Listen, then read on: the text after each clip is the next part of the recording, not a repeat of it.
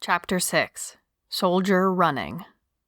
Courage is not the absence of fear, but rather the judgment that something else is more important than fear. Ambrose, Red Moon. Chris had run through the night, through the onslaught of rain and lightning.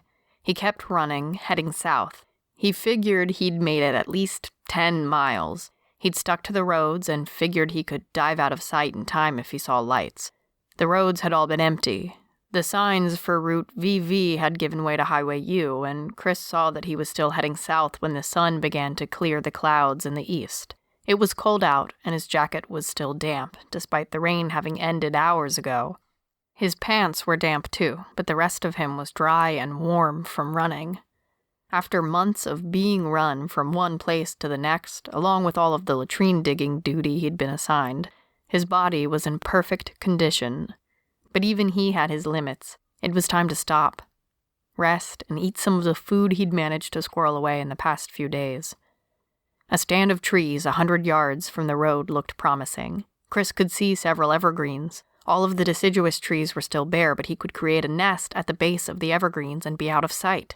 He turned off the road, avoided patches of mud that would betray his presence, and climbed over a bent section of wire fencing. He could see a house in the far distance. It had smoke curling from the chimney, so it was occupied. But with only a Western Front uniform on him, he figured his chances of getting shot were far more likely than an offer of food.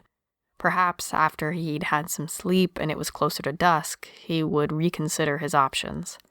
He moved the lower branches of the largest evergreen, hacking at one or two in order to lay a bed of pine needles beneath him as cushion, and for some relief from the cold, damp ground.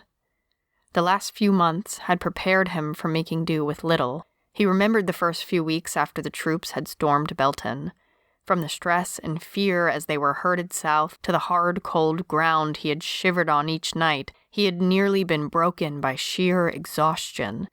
Eventually, he had learned to sleep whenever he was given the chance, whatever the time of day, and in pretty much any conditions short of a firefight. He knew it would be 10 minutes tops before he would be sound asleep. Around him, birds were waking up and cheeping at each other. He pulled his pack closer to him, double-checked that his little nest was well hidden, and closed his eyes. He wondered where Jess and Aaron were. God, he hoped they had escaped. Were soldiers looking for them, tracking them? His family had never been what you would call religious, and their parents had never taken them to church on Sunday, but he figured he would dot his I's and cross his T's and pray anyway. He closed his eyes. Please, God, let Jess and Aaron have made it out of there. Considering what they had escaped from, they needed divine intercession just to survive and not be recaptured. He kept his eyes closed and thought about all of them. Him, Alan, Jess, Aaron, all of them making it back home. How wonderful that would be. The daydream pulled him in, and he succumbed to sleep.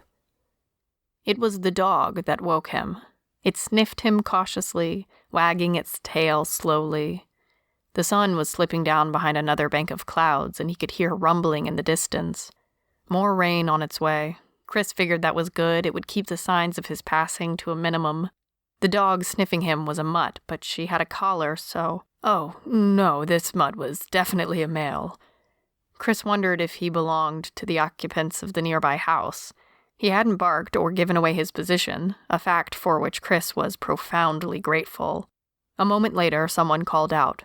Far away, too far to hear a name, and the dog bounded away. Chris lay there, unmoving, certain it would lead its master back to his hiding place at any moment. The minutes ticked by, and no one came, and darkness fell early as the cloud cover moved in and the thunder rumbled louder.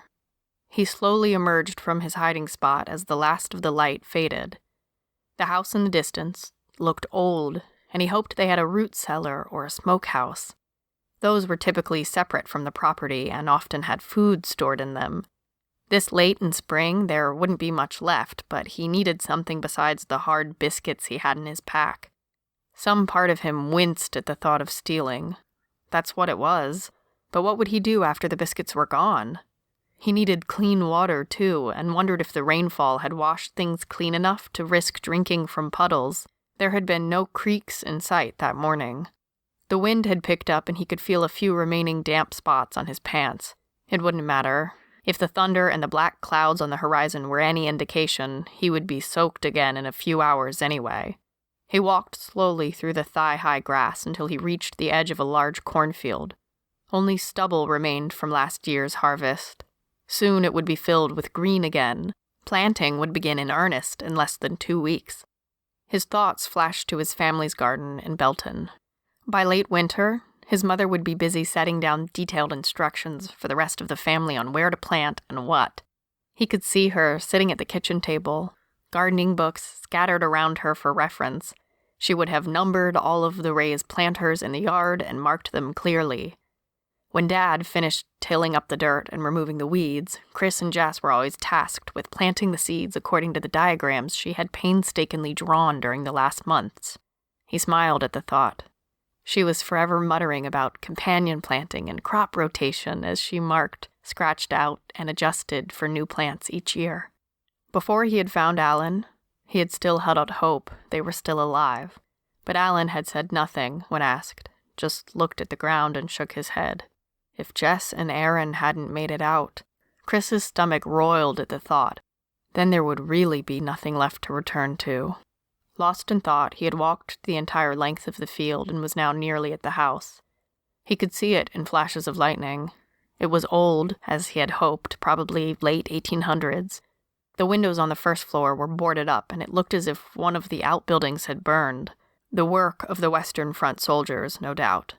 He could see pale light from one of the upper windows. It flickered, so it had to be a candle or an oil lamp, maybe even a fireplace. He remembered seeing smoke curling from a chimney this morning. Dangerous to do so, but the occupants were probably armed and the troops looked for better pickings in the cities or larger towns when possible, which is probably why whoever lived there had survived for this long without having their home burned with them still inside. He scouted around carefully, hoping the dog wouldn't bark, and found the root cellar a few yards away from the back of the house. It was unlocked, and he carefully eased the door up and slid in. It was dark as a tomb, and he tripped on the uneven stone steps and nearly fell, rapping his shin sharply. It was dry, well-kept, and only a little musty, despite having dirt walls. He reached into his pocket, pulled out a lighter, and shook it. It was low, but he needed some light. The tiny flame revealed a surprisingly large room, and several shelves were still stocked with food. He saw a variety of home canned goods and grabbed for the first thing he could find, green beans by the look of it. He also pocketed 3 apples, a jar of pickled eggs, and 2 potatoes. His finger began to burn painfully and he dropped the lighter and lost the light for a few panicked moments. The rain had begun to drum down on the wooden cellar door as he rediscovered the lighter and took one more look around. On the lower shelf was a line of what looked like canned meat. He grabbed one and put it in his rucksack and headed for the door. It was enough to last him several meals and miles of walking. Survival was survival, but he didn't like the thought of taking from others. He hoped that he could repay them someday. He held himself back from running as he headed back toward the road. It was stupid and dangerous to run on uneven ground. As it was, he twisted his ankles twice on the way back to the road and soaked one of his shoes completely through when he slipped into a puddle. As soon as his feet hit the blacktop, he turned right and headed south at a slow jog. He had miles to go before he would feel safe about heading back east and finally north towards Belton and the girls. Again, he prayed for their escape. After a short break to eat, Chris followed the road, away from Belton, away from the camp, and into the storm.